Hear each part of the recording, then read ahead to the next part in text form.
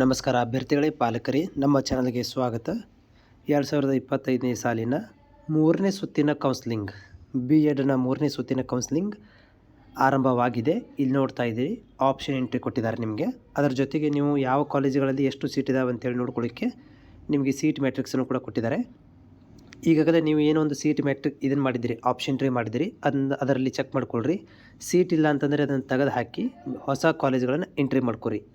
Okay, ಆಮೇಲೆ ಇದು ಇರುವಂಥದ್ದು ದಿನಾಂಕಗಳನ್ನು ಪ್ರಕಟಣೆ ಮಾಡಿದರೆ ಇದು 29ನೇ ತಾರೀಕು ತನಕ ನಿಮಗೆ ಆಪ್ಷನ್ ಎಂಟ್ರಿ ಇರುತ್ತೆ.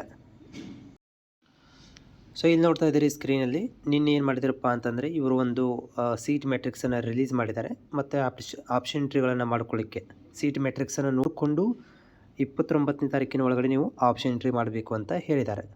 ಆಮೇಲೆ ಇನ್ನೂರಿಗೆ ಯಾರು ಕೂಡ ನೀವು ಆಪ್ಷನ್ ಎಂಟ್ರಿ ಮಾಡಿಲ್ಲಲ್ಲ, ಅವರು ಕೂಡ ಇಲ್ಲೇನು ಅಂದರೆ ಆಪ್ಷನ್ ಎಂಟ್ರಿ ಮಾಡ್ಬೋದು.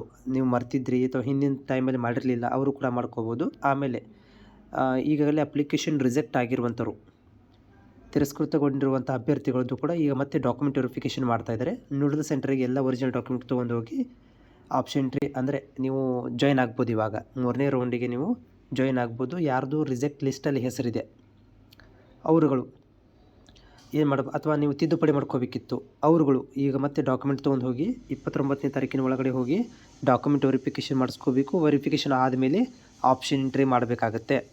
ಓಕೆ, ಇದ್ರ ಬಗ್ಗೆ ಮಾಹಿತಿಯನ್ನು ನಿನ್ನೆ ಲೇಟಾಗಿ ತಡವಾಗಿ ಏನು ಮಾಡಿದ್ದಾರೆ ಅಂದರೆ ಆಫೀಷಿಯಲ್ ಅನೌನ್ಸ್ಮೆಂಟ್ ಮಾಡಿರುವಂಥದ್ದು. ಅಭ್ಯರ್ಥಿಗಳು ಈಗ ಹೋಗಿ ನೀವೇನು ಮಾಡ್ಬೋದು ಅಂತಂದರೆ ಆಪ್ಷನ್ ಎಂಟ್ರಿಗಳನ್ನು ಮಾಡಬಹುದು.